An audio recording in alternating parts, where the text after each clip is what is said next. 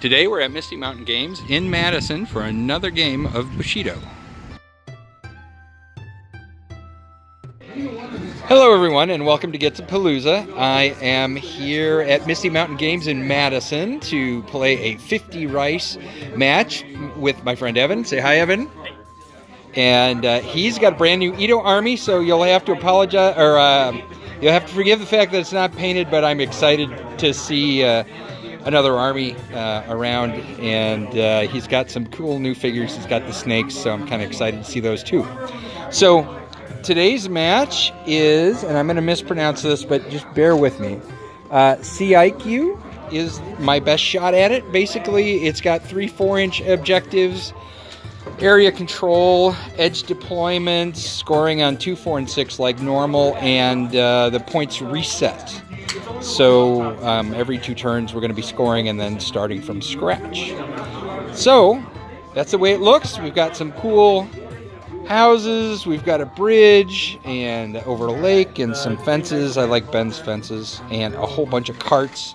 So it looks like they're just about getting ready in this little farm community to ship a bunch of grain and make some money for, let us say, the Ito clan. Let us say this is their holding, and they've got a big bunch of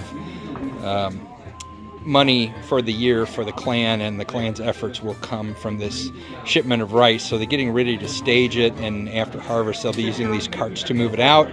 And the Tengu have decided to hit the Ito clan where it hurts, in the pocketbook, and have come to disrupt their pre-harvest activities. So we will see how it goes. I'll be back in just a minute to look at both of the armies. Here we are with the Ito clan trying to defend their territory and their rice harvest. So, Evan, why don't you take us through what you have? Sure. So I have, this is kind of the Shisai list. So I'm wanting 3 different Shisai to get the full bonus to key feats. So I'm wanting the Jade Witch, which is the alternate of Aiko Ito. She has a lot of stuff. She mainly just has a couple abilities she uses every turn. She automatically gets key when somebody uses it nearby her, so she can actually use those pretty much all the time. Not really fighting at all, basically. She has 2 dice, but for a 10 ricer, that's not really very viable. Right. We have Satsuki, which is the next caster for the Shisai. She can basically drain ki and then accelerate poison, which is not really a thing you do very much, so mainly she's just draining ki and channeling it off. Then we got Kaiju, who counts as a Shisai, but he doesn't actually have any abilities, any like Shujinga type abilities. So he basically just fights a little bit. He's immune to states, which doesn't actually work as on a ton of stuff. But he has first strike, and he has the poison. He has a lot of stuff going on. He's indomitable because he's a giant snake that fights with him. Right. I got Saburo, who is a half snake guy. He has sidesteps for free. He has 3 dice. He's not too expensive. I think he's 6 or 7. So he's not bad, and he has feint for free. Sure. And then I got Kenzu Ito, which is my only main like good combat person, who's fairly fast, has 4 dice and buys for 2, has first strike and martial prowess, and has some armor and bravery and steady. So, and then some plus damage, stuff like that. And I got this sweet little 1-point Asp. All right. Who can get poison too if he succeeds on an attack. Nice. Yeah. And I got Chadavalochi, who works with the Shisai to give them an extra dice when stuff is channeled through her, but she's really cheap and she doesn't do anything pretty much besides that. Well, this should be interesting because I took an almost all fighter list. So it'll be interesting to see how the 2 of them square off against each other. Yeah. All right. Thank you, Evan. Here we are with the Tengu Raiders. Let's take a look at what I picked. Not a lot of models for 50 rice, but what the heck. I like the big birds. They're fun. So my commander, as it were, is Hokibo. How can I forget? Is Hokibo. So he's my big samurai bird. He's got lots of good abilities. He can coach up a model, including himself, which gives a marker that they can spend on one of a number of minor bonuses. I also gave him Otai's coin, so he can re-roll 1s until he rerolls 201, in which case the coin goes away. Bizenbo is next. He is the other big bird. If you're curious as to his painting pattern, that is the stellar sea eagle, which is actually the biggest eagle in the world. And his arrow keeps getting bent. I just can't keep that poor little stick straight. I'm going to have to make him one out of brass, I think, at some point. Anyway, Bizembo's really good. He's an archer, and you know, he is capable of killing a model in a single shot, but you just can't assume he's going to do that. You have to get him in the right position with the right buffs at the right time. And then if you roll well, you don't have to roll crazy, but if you roll well, you can actually take out a 6-7 point model in a single shot, which can be nice if you're like I am. If you're outnumbered at the beginning, it gives you a chance maybe early on to even up the numbers. Next, I have Zangibo, who is just a great little 6-point spearman. I like him. He's not real fancy, but he has armor, he has first strike, and you can give him precision strike, which is armor piercing, I think. So yeah, I like Zangibo. Nice little ad for 6 points. Ryohobo, this is my one non-fighter in the group, my Shisai. For 7 points, you're just not going to find a better support model in the Tengu. At least that's my opinion. He can move ki around. He's got cleansing, so he can get rid of effects. He's got healing touch. Really kind of handy model. So I like him. And he does have 3 attack dice, so you can take him in the Wind Watcher's theme. And last but not least, another model you've seen quite a bit of. This is Chorobo.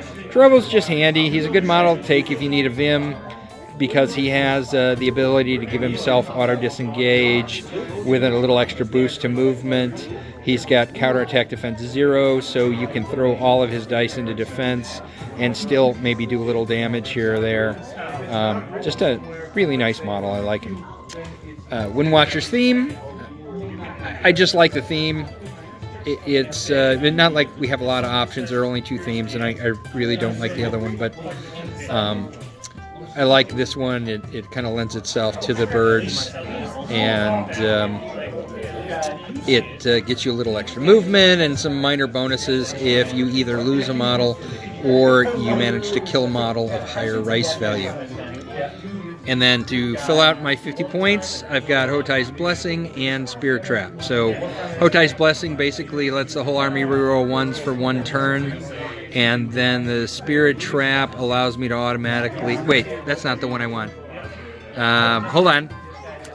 The one that I want, Deflection is what I want. So I will be switching that out. Deflection allows me to pass an opposed key test automatically, which has saved my bacon more times than I can remember. So there we go. Those are the rating Tengu.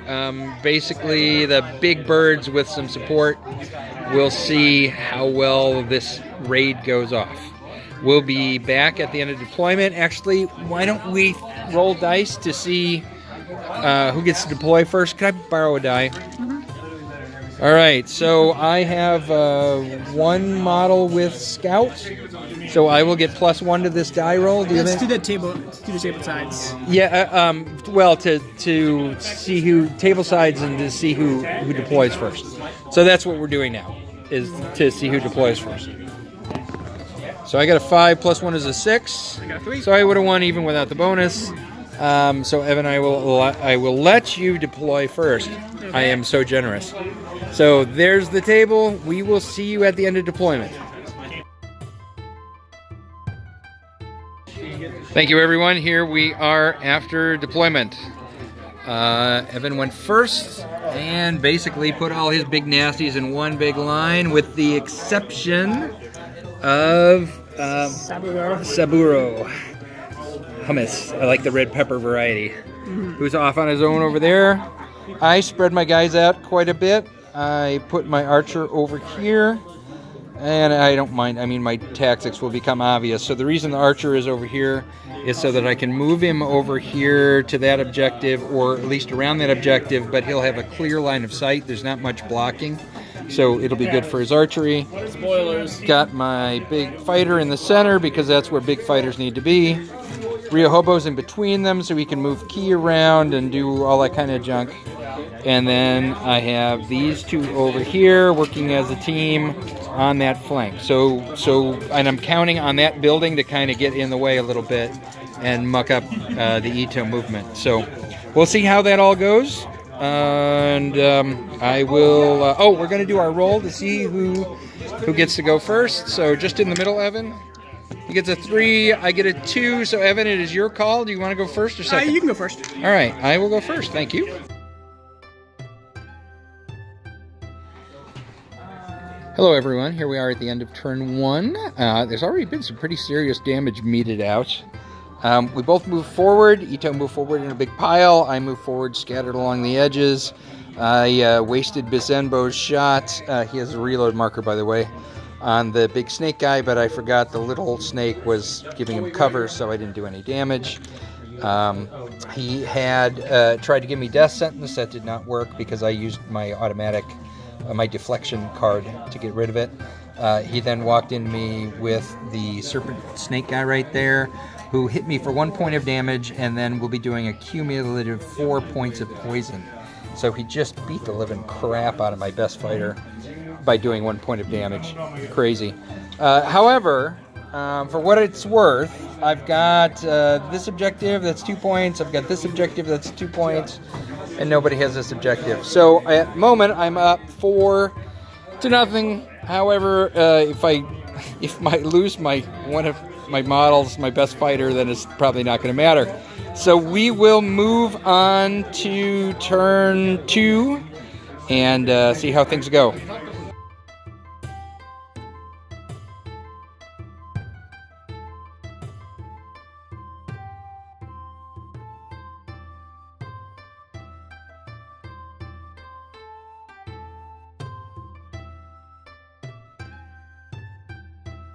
Here we are at the end of turn 2, and there are a lot of models off the table for turn 2. Let us take a look, and a lot of damage. I am beat to snot.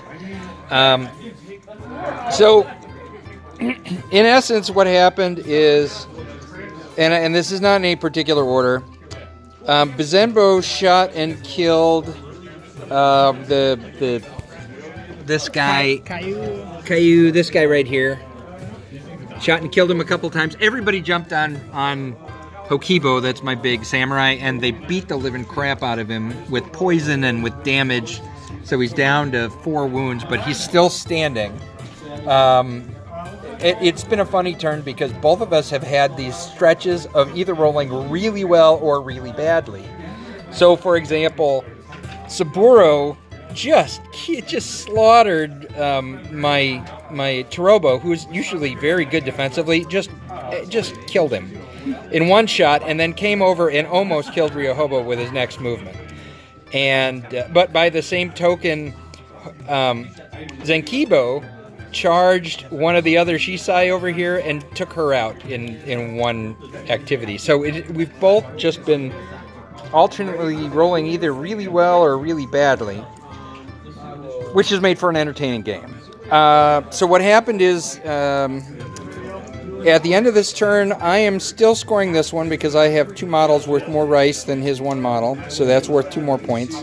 And I still score this because this model's not quite on there and it's insignificant. Insignificant doesn't actually matter. Oh, it doesn't actually matter, but he didn't quite make it all the way on the thing. So I've got 2 points there, 2 points there to add it to the 4 points I had from last turn, so it's 8 scenario points to none. However, that doesn't really matter because it's scored every 2 turns. So I will get a victory point at the end of turn 2, and then everything resets. So now we'll see what happens from this point on. It was nice to knock out a couple of Evans models, but I'm not sure that's enough given how badly damaged 2 of my models are. They're both about ready to die, these 2 here. So I guess we'll see what happens. Evan, why don't we roll to see who gets to decide who goes first for turn 3? Evan rolled a 4. I rolled a 6. So yeah. I will definitely go first for turn 3. We'll see you in a bit.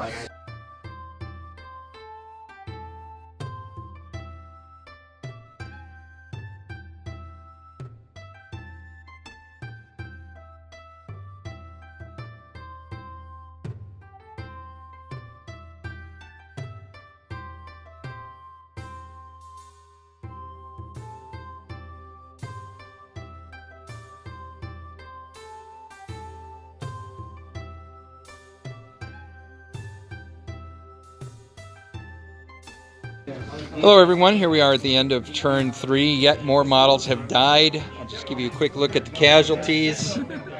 Basically, we each took one more casualty. It's amazing that Hokibo is still up. He's down to 1 point. The poison is going to kill him this turn no matter what. I have no way to stop it, so it's just a matter of can he do something before he dies.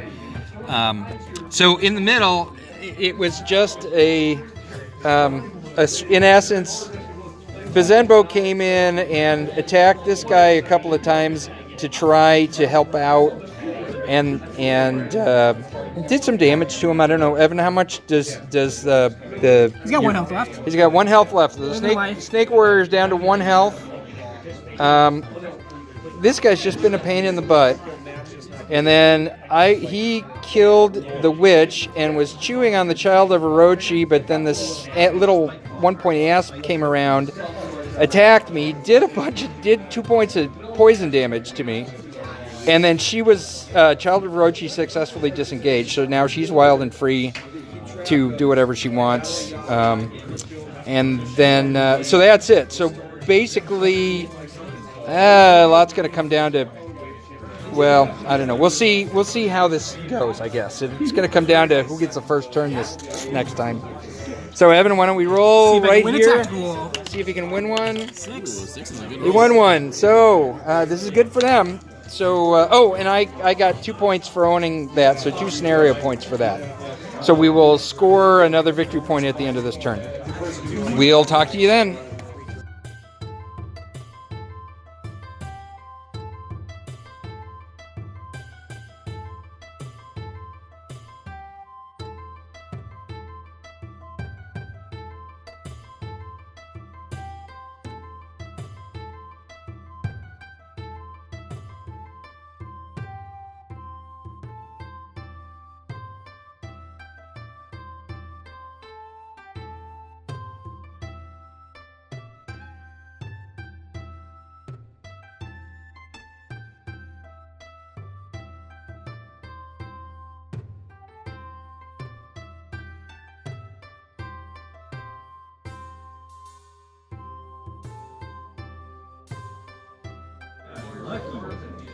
Hello everyone, here we are at the end of turn 4. There are far fewer models on the table than there were last time you joined us. It was, I wish, I could say we did lots of complex fancy maneuvering. Though I think Evan had the best maneuvering, which was taking these two and jumping on Zenkibo and eventually killing him. Hokibo, my big archer, or my big samurai with the sword, was going to die from poison, but he didn't die from anything else. So he actually, and Bizenbo came to his brother samurai's rescue, and charged in and attacked, and then Saburo, like the hummus, bounced back and disengaged successfully, but then I took Bizenbo and just shot him in the face. So anyway, what we have now is, this is how things stand. The asp actually succeeded in killing Zenkibo pretty handily, which is amazing for a 1 point model.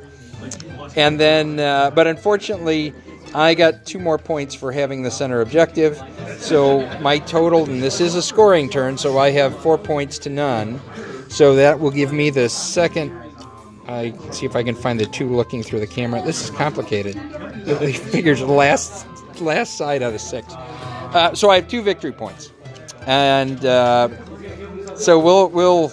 So while the ultimate victory is a foregone conclusion at this point, we'll let Evan see if he can. I don't know, Evan. You want to keep going, or are you good? Sure, I would try to poison this guy to amuse myself. All right. So he's been poisoning everything else. I lost 2 guys to poison last time. Both Hokibo and Zenkibo got poisoned to death over here. So that's this guy and wherever he is, this guy. So we'll see. Maybe he can take out my other bird. The poison is a stone cold bitch, I'll tell you. We'll see you guys. We'll see you guys in a bit.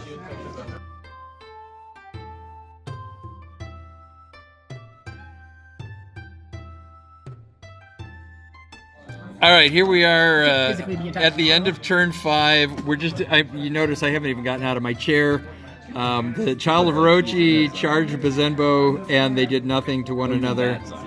And then the snake went over and grabbed that zone. So Evan has his first scenario point. There it is. So one more turn, and now it just comes down to see if he can beat you 2-1 or 2-0. Right. Yeah. So we'll see how that goes. All right.